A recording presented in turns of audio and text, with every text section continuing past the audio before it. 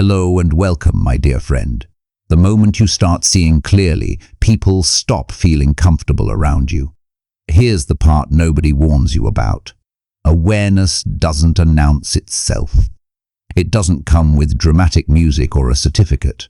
It slips in quietly. And then one day you realize you're no longer confused by things that once drained you. That's when the room changes. That's when people start watching you a little too closely, laughing a little too nervously, and asking themselves how on earth you caught on without being told. And before we go any deeper, if you're watching this from the United States and this message resonates with you, take a moment to subscribe. We're quietly building toward ling subscribers, and your support helps this kind of clarity reach the people who need it most. Purans, there's an uncomfortable fact most people avoid. Studies in psychology show that the average person spends more energy defending their existing beliefs than examining whether those beliefs are true. It's not because they're unintelligent, it's because certainty feels safer than clarity. You, however, didn't stop at comfort. You followed the pattern all the way to the source, and that's what made you dangerous in the most unexpected way. You stopped being programmable. Menji, what really throws them off is that you didn't figure this out through privilege, guidance, or some secret advantage. You figured it out by paying attention. While others were busy explaining away red flags, you noticed repetition. While people were negotiating with their intuition, you trusted yours. And now they're left standing there, replaying old conversations in their heads, wondering when exactly you stopped being naive and started seeing through the whole setup.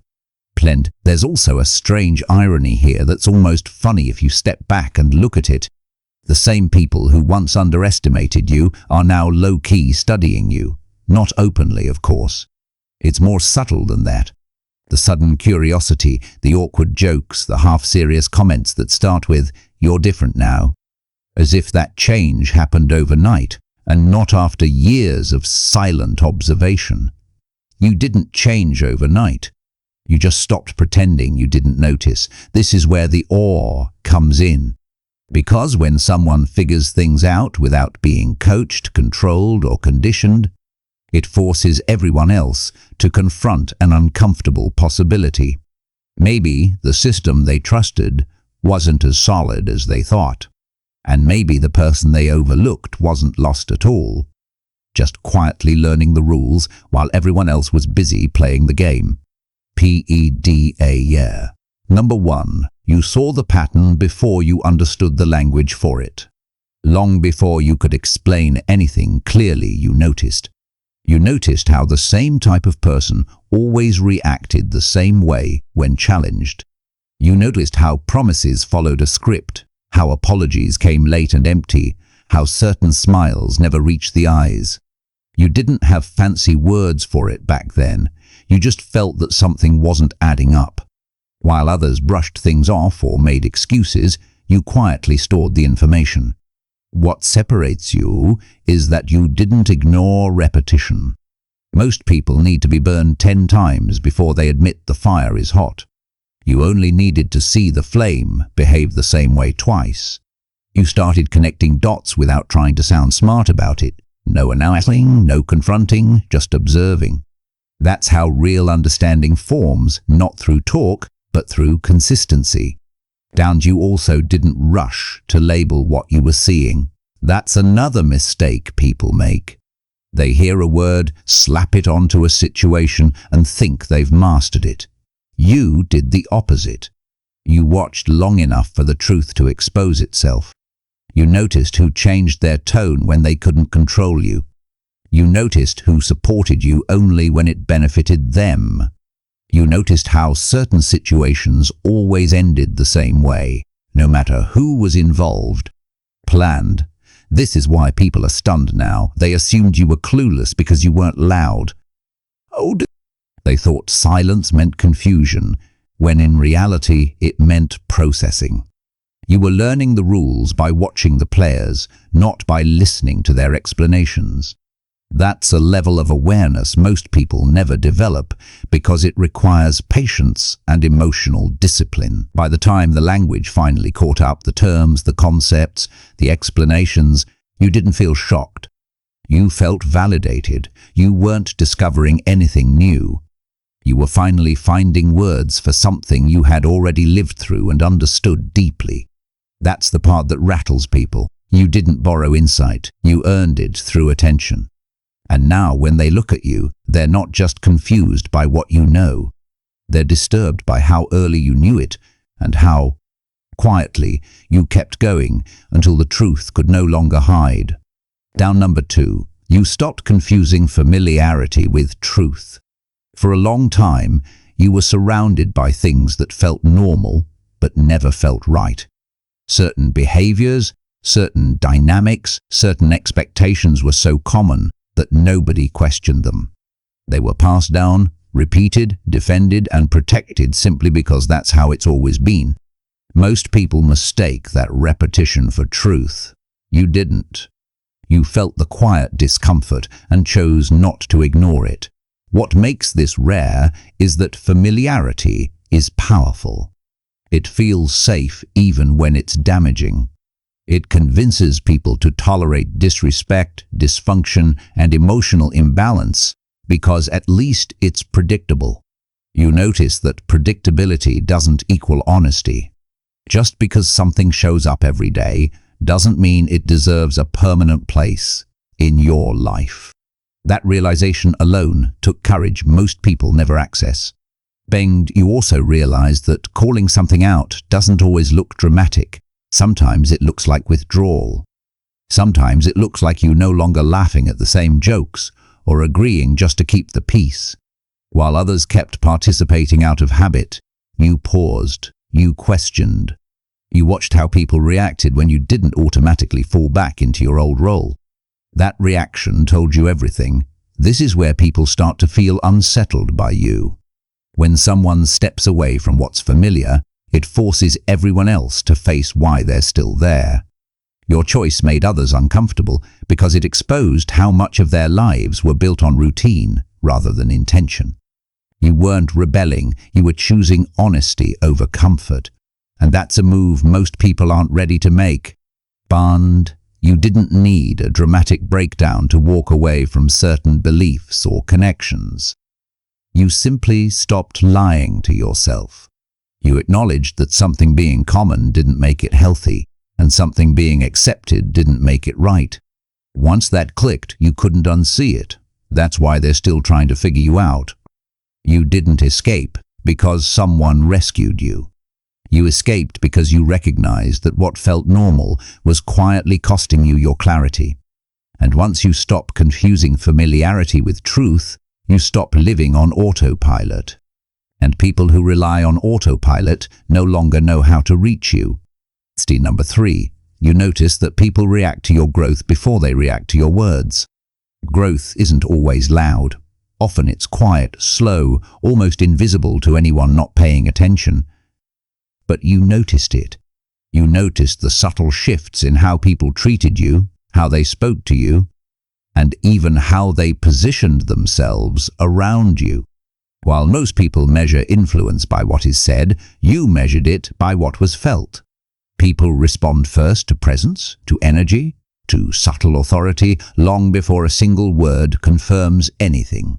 That's a level of perception that makes others uneasy because it exposes truths they'd rather ignore. The moment you started changing, some people became oddly cautious. Their jokes shifted tone, their criticisms came out sharper. Their support felt selective. You didn't need to explain your boundaries, your choices, or your vision. The reactions were immediate, almost instinctive, because energy communicates faster than language. This is why they wonder how you figured it out.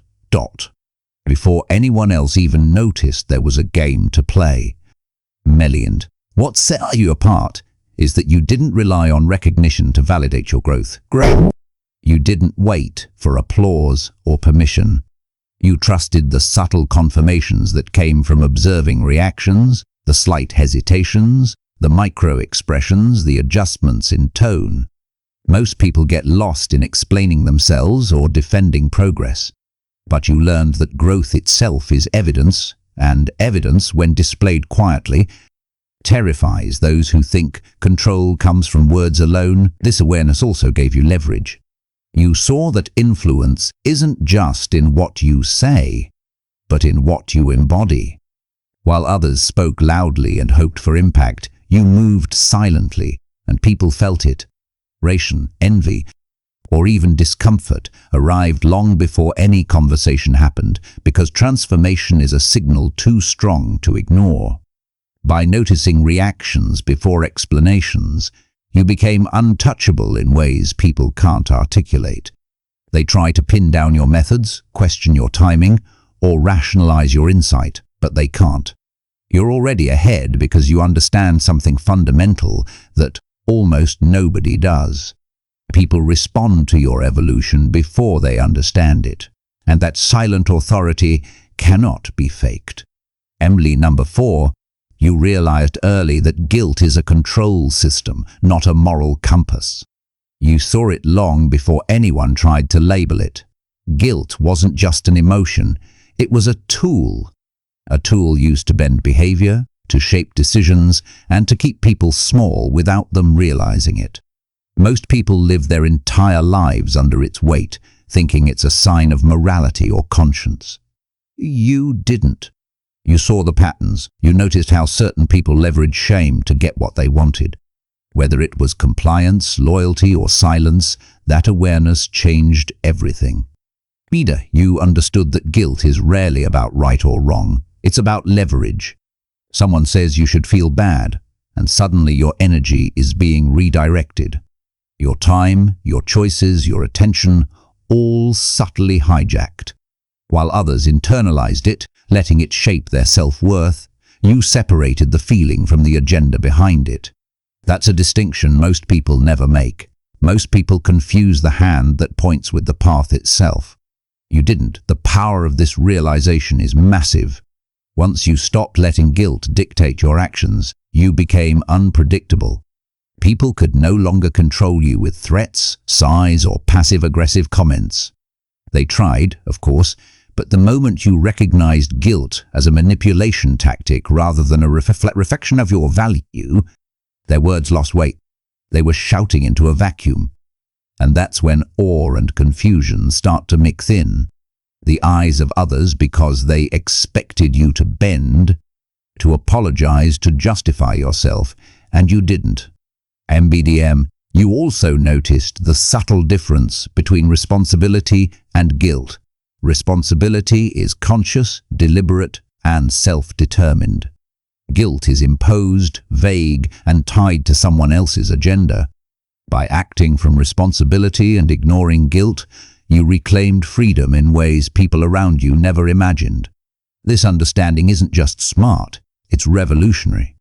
People who depend on guilt to maintain control can't anticipate someone who recognizes the system and refuses to play. And that's why they're left wondering, sometimes bitterly, how you could navigate life with such clarity while they remain tangled in invisible chains. You didn't just see through it, you walked past it entirely. And number 5, you understood that being misunderstood was safer than being explained. At some point, you stopped trying to make everyone understand you. Not because you didn't care, but because you realized the cost of explanation often outweighed the benefit. When people don't understand you, they fill in the blanks with assumptions, and assumptions can be manipulated. Once you tried to clarify, to defend, to justify, and noticed that every explanation opened a door for criticism, judgment, or control, Tumblia, that's when you learned a quiet, powerful truth. Sometimes it's safer to let people think what they want than to try to correct them. Most people never reach this level of awareness. They confuse silence with weakness or misunderstanding with failure. You didn't. You saw how trying to explain yourself made you vulnerable to agendas you didn't sign up for. People would take your words, twist them, or store them as future ammunition. Your insight was dangerous to them, but their discomfort was also revealing. By stepping back and letting misperceptions exist, you gained a kind of untouchable authority. Misunderstanding became your shield, not a problem to fix. There's also a subtle art to this. You didn't let people's assumptions dictate your behavior. You acted according to your knowledge, your values, and your vision, even if it meant being misread. That's when the real shift happens. People realize they can't control your narrative, and suddenly every attempt to influence you feels futile. Their confusion is proof of your clarity, even if it isn't recognized. Being misunderstood also gave you the power to observe. You could see who truly cared, who was genuinely curious, and who was simply looking for leverage. Reactions became a mirror. You learn more about people from their interpretations than from their words. By choosing to let misunderstanding exist, you essentially forced others to confront their own biases, expectations, and insecurities. And that's why they're constantly in awe of you. You aren't just living your truth. You're operating on a level where perception bends around your presence, and trying to correct it only proves their own limitations. You became untouchable, not by confrontation, but by choosing your battles with an almost surgical precision. Number 6, you noticed who benefited from you doubting yourself. At some point, you stopped blindly questioning your own worth and started asking a different question. Who gains when you hesitate? That simple shift changed everything. You realized that self-doubt wasn't always an internal problem. Often it was being quietly engineered by others. Every subtle comment meant to make you second guesses. Every disguised warning, every manipulation disguised as concern suddenly made sense. People around you weren't just neutral participants in your life. Some were actively profiting from your uncertainty. Most people never see this. They think doubt is personal, something to overcome alone.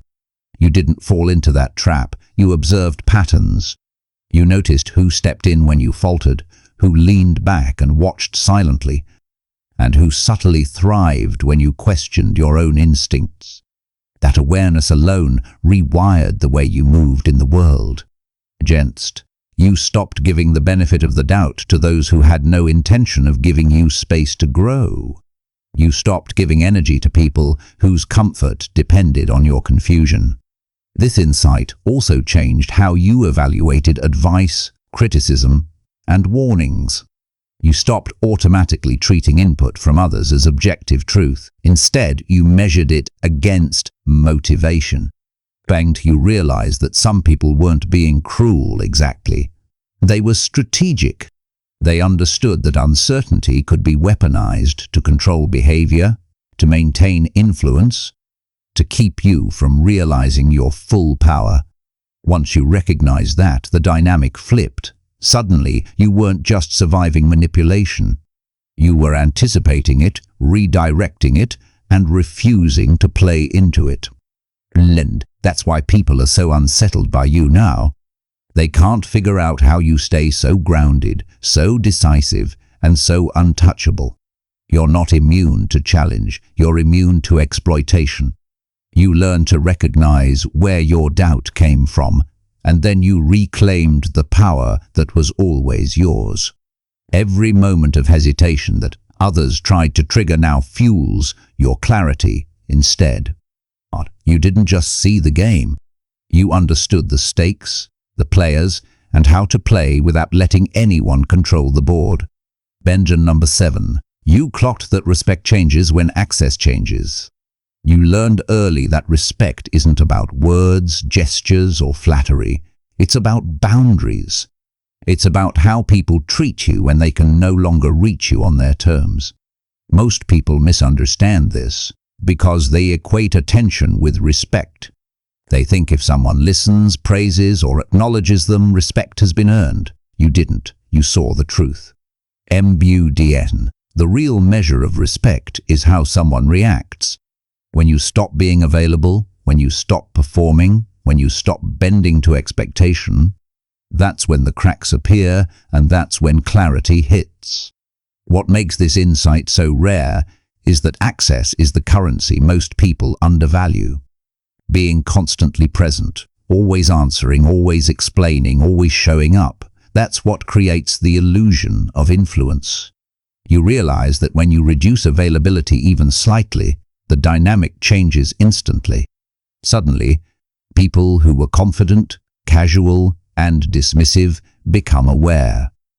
Suddenly, requests, assumptions, and demands shift tone. Some get anxious. Some start testing limits. Some try to regain the access they once took for granted. That's the moment respect shows itself in its raw form. Bleed, you also understood that this isn't about power trips or drama, it's about clarity and self-protection. When people are used to taking without giving, withdrawing access isn't punishment, it's observation. You watch how they respond. You measure their intent, and you recalibrate your engagement accordingly. That awareness separates those who are genuine from those who were only benefiting from your presence. This is why they're in awe of you now. They didn't realize how much they relied on your availability until it was limited. Their reactions reveal envy, discomfort, or even admiration, and it all happens without you having to say a word. You became untouchable not by confrontation, but by simply recognizing that respect is earned through boundaries, not proximity. Once access changes, so does everything else, and people notice immediately, often before they even understand what happened. Dender number 8, you saw that praise and punishment were often the same tool. At first, it doesn't even feel like manipulation. Someone compliments you, rewards you, or gives you recognition, and it seemed harmless. But you notice the patterns. You realize that both praise and punishment were often designed to steer your behavior, to test your limits, to keep you under someone else's influence. The same person who celebrated your victories could subtly remind you of your failures. And you began to understand that both were tools of control, not genuine reflection of your worth. Most people miss this because they only look at extremes, but you saw the entire spectrum and it was revealing. NDND. You learn to watch the intention behind reactions, not just the reactions themselves. When praise arrives, is it unconditional or is it tied to compliance? When punishment comes, is it corrective or is it meant to create guilt and dependency? By reading the motivation, you realize that approval and disapproval were not opposites. They were part of the same mechanism, a way to direct your energy without having to openly control you. That awareness changed everything. Once you recognized this, you stopped chasing validation entirely. You stopped seeking approval from people whose recognition was transactional, and you stopped fearing their judgment when they tried to manipulate through criticism. You weren't immune to feedback, but you filtered it through understanding, not emotion. You separated truth from manipulation, and suddenly the world became less confusing and far less threatening. This insight also made you almost untouchable socially. People couldn't predict your reactions because you didn't respond based on their praise or punishment. You acted from your own understanding, your own code, your own priorities. That unpredictability unsettled them, and that's exactly the awe they feel. You weren't performing for anyone, and the fact that you could operate independently of their emotional levers left them stunned. You saw clearly what most never notice. The tools people use to steer others often come disguised as care, attention, or approval. By seeing it, you stopped being manipulated. You didn't just survive the game. You learned to move in it on your own terms. Number 9, you understood that not everyone wants truth. They want confirmation. Early on, you realized something that most people refuse to see. Many of the people around you aren't looking for answers, they're looking for validation. They don't want clarity. They want reassurance, they don't want perspective, they want someone to echo what they already believe. That insight changes everything because it forces you to stop wasting energy explaining or convincing. You began to see conversations not as exchanges of information, but as mirrors revealing people's priorities, fears, and insecurities.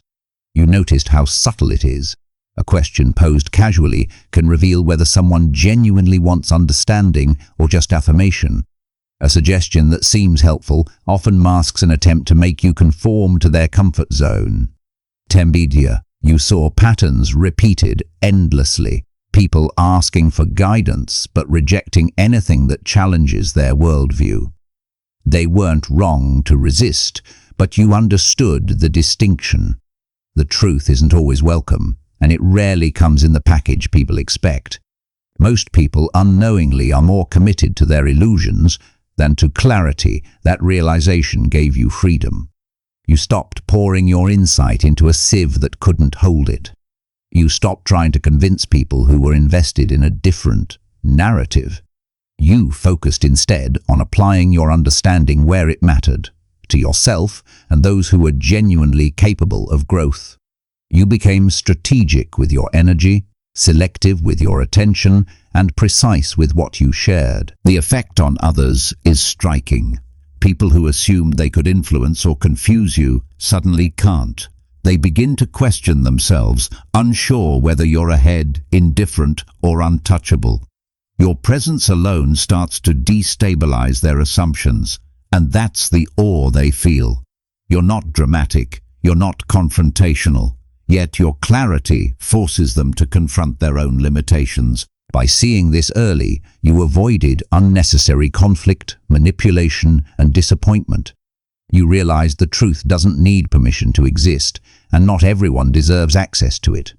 That quiet understanding, that insight, is precious and selective, separates you from the majority. You're not just awake. You're operating on a plane most people never even recognize. And that's why they wonder, often in disbelief, how you figured it all out without anyone teaching you. Debt number, sir, you recognized envy disguised as concern. You've seen it countless times.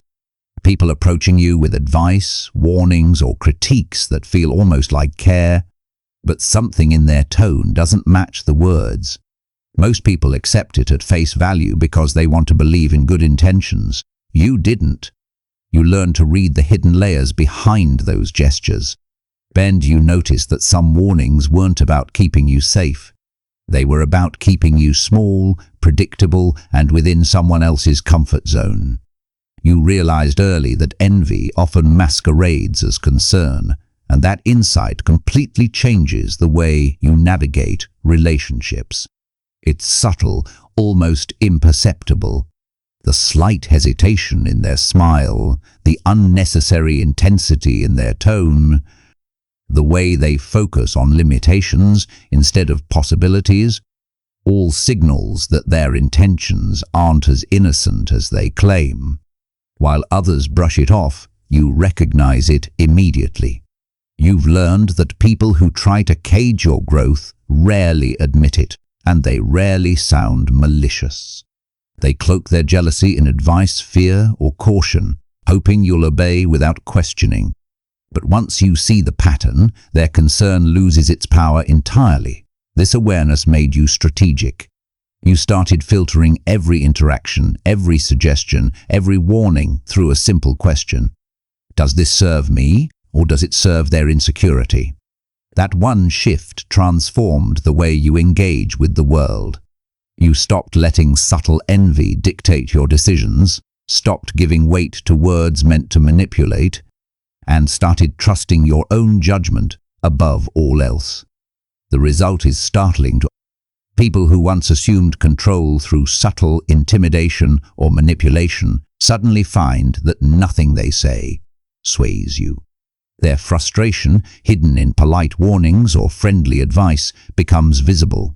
They can't understand how you remain unaffected, calm, and decisive while they scramble to maintain influence. That's the awe they feel by recognizing envy dressed as concern. You not only protect yourself, you gain clarity and freedom that most people never achieve. You operate on a level where manipulation loses its effect, where jealousy no longer intimidates, and where your growth becomes untouchable, undeniable, and profoundly visible without you ever needing to explain a single thing. Number 3. You understood that emotional reactions reveal hierarchy. You realized early on that people reveal more in their reactions than in their words. Anger, defensiveness, jealousy, or even over-the-top praise aren't just expressions of feeling.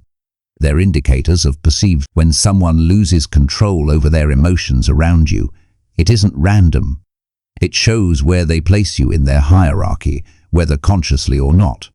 Most people live their lives reacting without realizing that every emotional outburst is a subtle signal of who they think holds authority.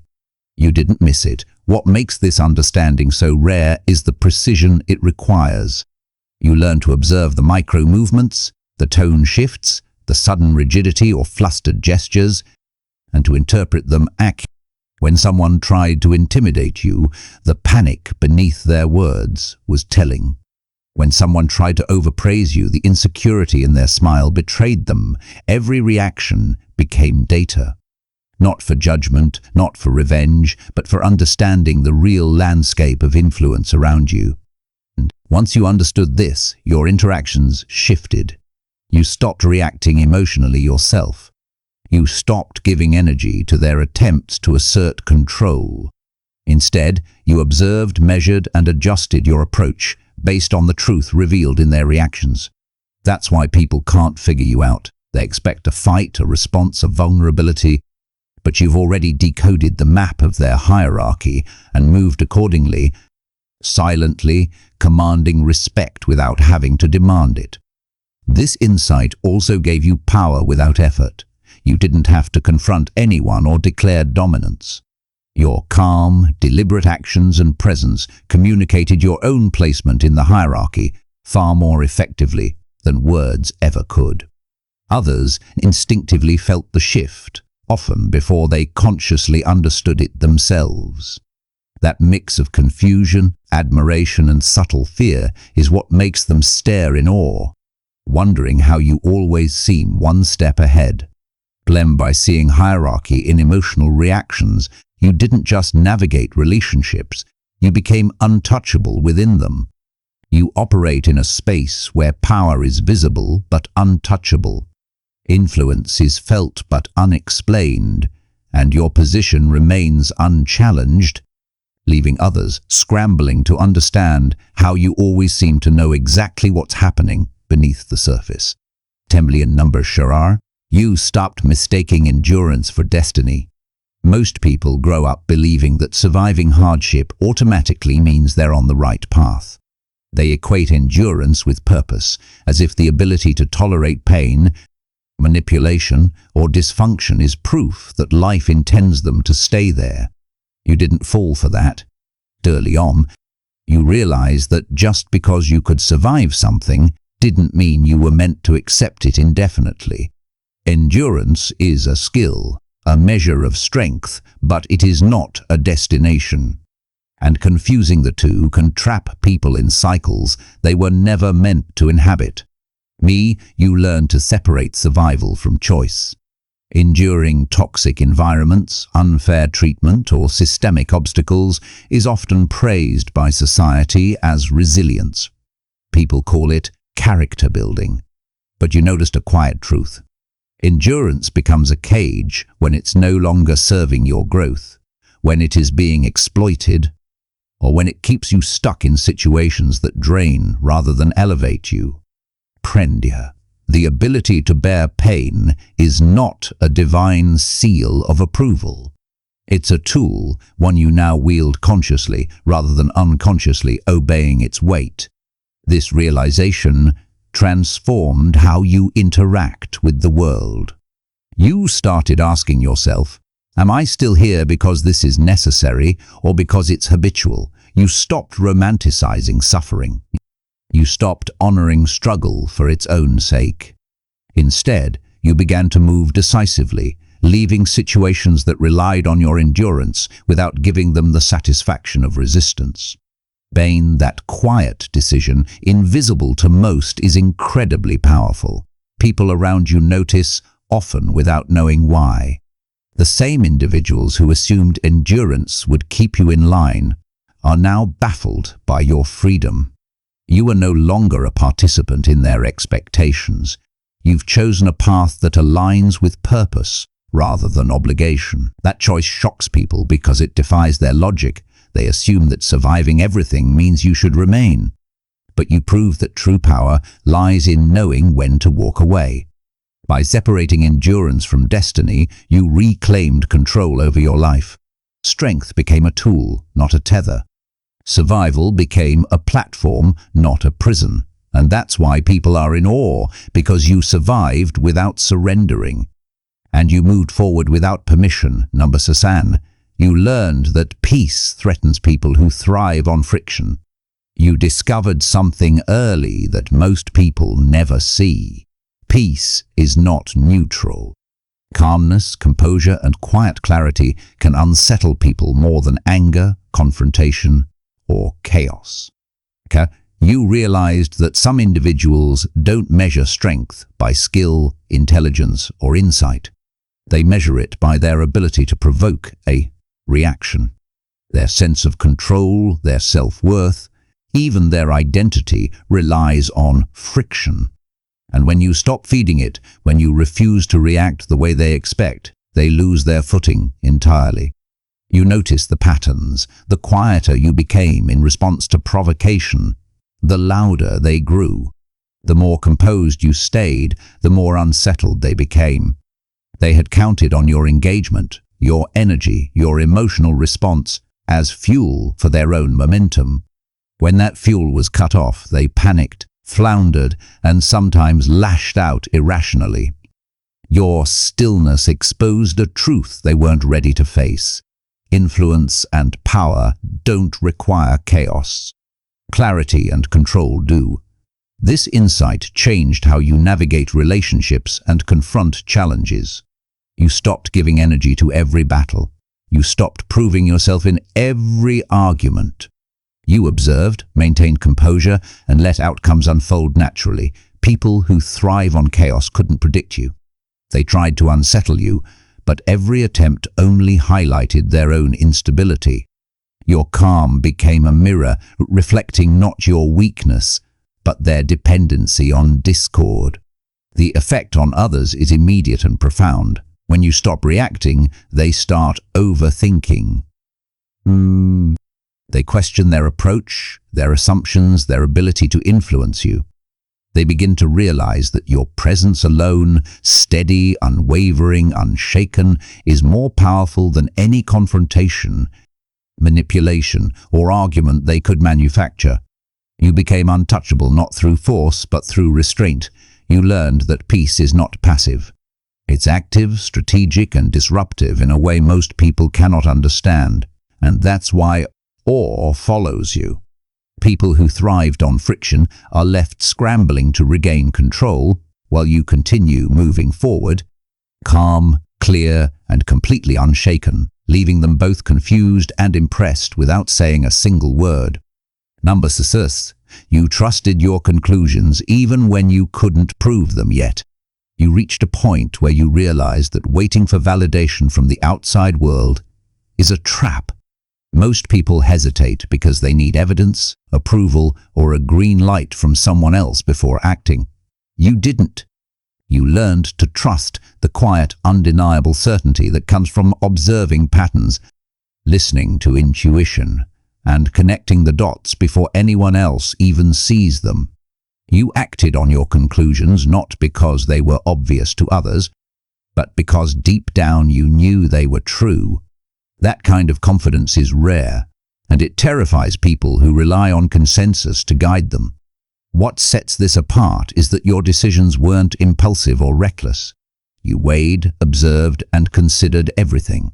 But once your inner logic clicked, you moved. You didn't wait for approval, validation, or reassurance, and that alone gave you a form of authority that can't be purchased or taught. The people around you can't quite explain it, And that's exactly why they're drawn into awe. You function on a level that feels hard to predict because you're led by understanding, not by opinion. This way of moving through life quickly revealed who could keep pace with you and who couldn't. Those who needed proof for every step struggled to grasp how you acted with such certainty. Some questioned you, assuming you were careless or inexperienced, only to realize later that your instincts had already accounted for outcomes they never even considered. That's when admiration blends with confusion, and they begin wondering how you always seem one step ahead. Bland. Even when the world insisted it knew better, trusting your own conclusions gave you freedom. You became immune to manipulation because doubt couldn't be planted where truth had already been recognized. You became your own authority, your own guide, and your own evidence. That's why an aura of awe surrounds you. Now, people don't just question what you know, but how you know it, and how you can act without needing anyone else's approval. You don't simply walk a path. You recognize the map before it exists and move with a certainty they can't grasp. Conclusion. At this stage, the bigger picture can't be ignored. You recognized patterns before explanations were available, learned to separate comfort from truth, and noticed reactions long before words were spoken. You discovered that guilt can be used as a weapon, that being misunderstood can serve as protection, and that doubt isn't always yours to carry. Often, it's engineered by those who benefit from it. You saw how respect is linked to access, how praise and punishment are often two sides of the same tool, and how envy often disguises itself as concern. Dendria. You came to understand that most people aren't searching for truth, they're searching for confirmation. You learned to read hierarchy through emotional reactions, saw the difference between endurance and destiny, and realized that peace can unsettle those who depend on chaos. Above all, you trusted your own conclusions before anyone else could validate them, moving forward while the world rushed to catch up. But these aren't just insights.